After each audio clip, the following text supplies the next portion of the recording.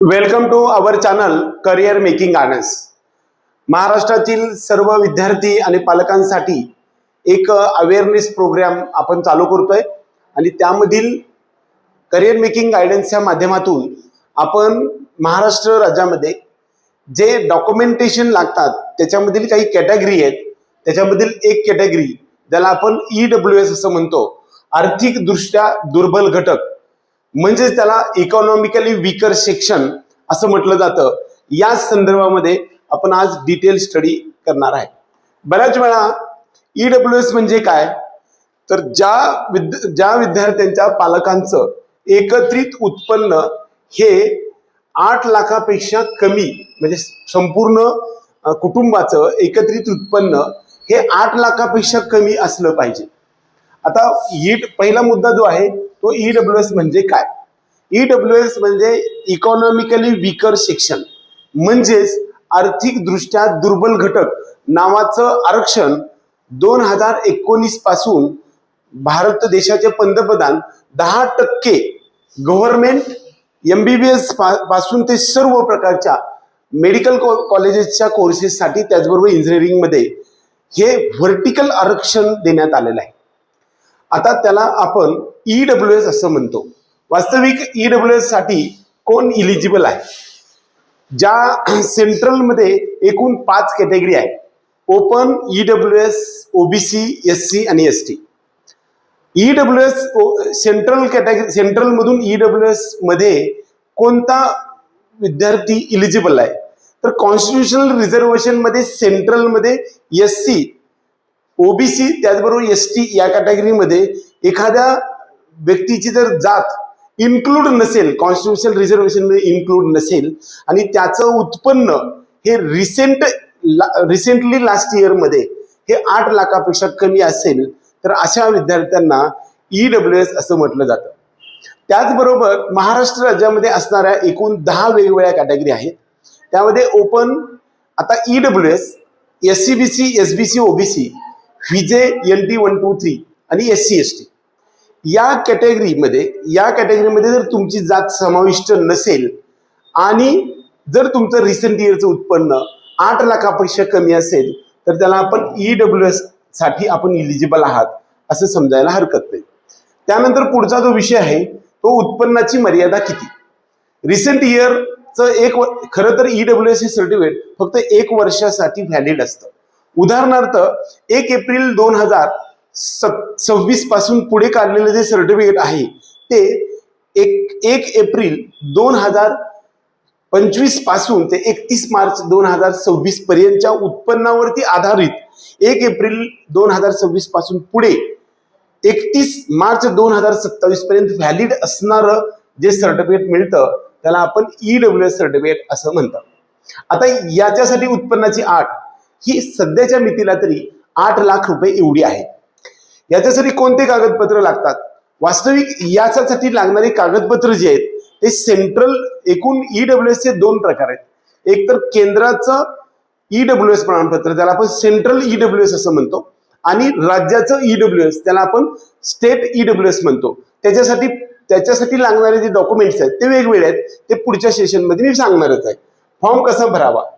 वास्तविक EWS साठी आपण जर समजा EWS सर्टिफिकेट काढायचं असेल तर जी काय कॉम्पिटंट अथॉरिटी जी आहे, सेतू कार्यालय किंवा तहसील कार्यालयामध्ये, एक तर तुमचा उत्पन्नाचा दाखला तलाठ्याकडचा घ्यावा लागेल आणि त्यानंतर आधारित तहसीलदाराचा तुमचा उत्पन्नाचा दाखला घेऊन त्याच्या आधारे तुम्हाला EWS सर्टिफिकेट काढता येतं। आपण EWS पाहिलं, इन्कम लिमिट पाहिलं, डॉक्युमेंट्स पाहिले, त्याचबरोबर ऍप्लिकेशन प्रोसेस पण आहे ते तुमच्या सेतू कार्यालयामध्ये असते। व्हॅलिडिटी जी आहे ती ह्याच्यासाठी फक्त 1 इयरची व्हॅलिडिटी असते। हे इम्पॉर्टंट पॉईंट ह्याच्यामध्ये आहे। वास्तविक या सर्व गोष्टी झाल्यानंतर तुम्हाला EWSच्या बाबतीमध्ये सर्वात महत्त्वाचा टॉपिक मी थोडं सांगणार आहे, तो म्हणजे EWS किंवा इकॉनॉमिकली वीकर सेक्शन याच्यासाठी 203व्या घटना दुरुस्तीनुसार यापूर्वी घटनात्मक आरक्षण लागू नसलेल्या समाज घटकांना आर्थिक निकषावरती 2019 पासून ते 10% गव्हर्नमेंट मेडिकल कॉलेजमध्ये आपल्याला आर्थिक दृष्ट्या दुर्बल घटक याला आपण सवर्ण आरक्षण असं म्हणतो किंवा इकॉनॉमिकल विकर सेक्शन EWS नावाचं आरक्षण घेता येतं. या आरक्षणाचा लाभ घेण्यासाठी केंद्र सरकार एक आणि महाराष्ट्र राज्य सरकारने ठरवलेले निकष मात्र वेगवेगळे आहेत. आता आपण सेंट्रल EWS साठी काय निकष आहेत ते आपण पाहूया. एकतर वार्षिक संपूर्ण कुटुंबाचं उत्पन्न हे 8 लाखापेक्षा कमी असलं पाहिजे. आता हे जे आहे ते सेंट्रल EWS साठीच आहे. सेंट्रल EWS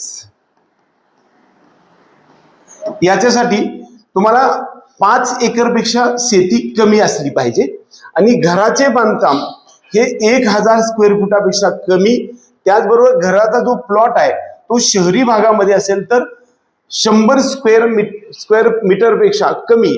त्याचबरोबर ग्रामीण भागामध्ये असेल तर 1800 स्क्वेअर फुटापेक्षा 100 नाही ते 1000 स्क्वेअर फूट किंवा 100 स्क्वेअर मीटर पेक्षा कमी आणि ग्रामीण भागामध्ये 1800 स्क्वेअर फूट पेक्षा कमी तुमचा प्लॉट असेल तर तुम्हाला सेंट्रल EWS सर्टिफिकेट मिळत असतं.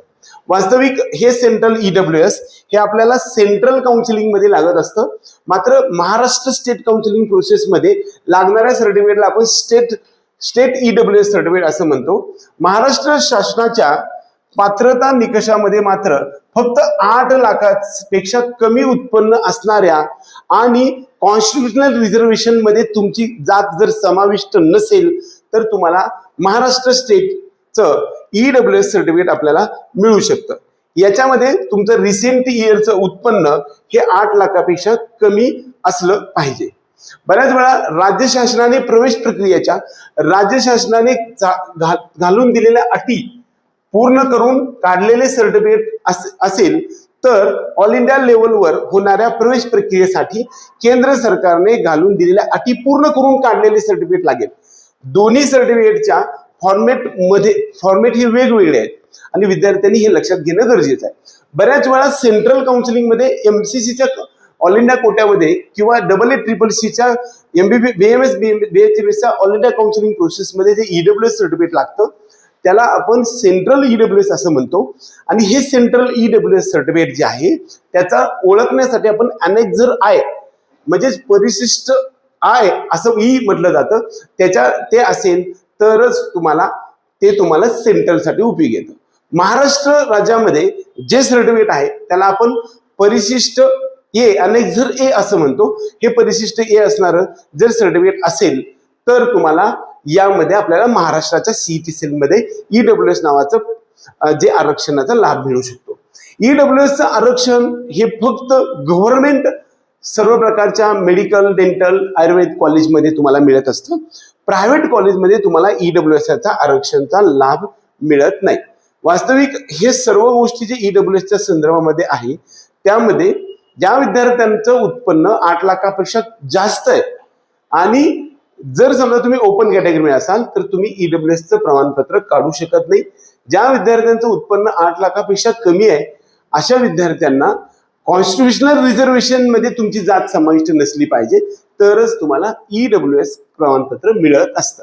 एकंदरीत इकॉनॉमिकली विकर सेक्शन ह्या कॅटेगरीसाठी गव्हर्नमेंट कॉलेजमध्ये 10% रिझर्वेशनसाठी सेंट्रलसाठी सेंट्रल EWS आणि स्टेटसाठी स्टेट EWSचा उपयोग होत असतो. कदाचित हा जो कन्सेप्ट आहे तो EWS या कॅटेगरीमध्ये कोण समाविष्ट व्हायला पाहिजे, त्याची इलिजिबिलिटी काय असते, त्याची व्हॅलिडिटी किती असते, कोणते डॉक्युमेंट्स लागतात की जे तुम्हाला कुठून काढायचं असतं, या संदर्भातला डिटेल व्हिडिओ बनवण्याचा आपण जो प्रयत्न केलाय तो व्हिडिओ आवडला तर व्हिडिओला लाईक करा.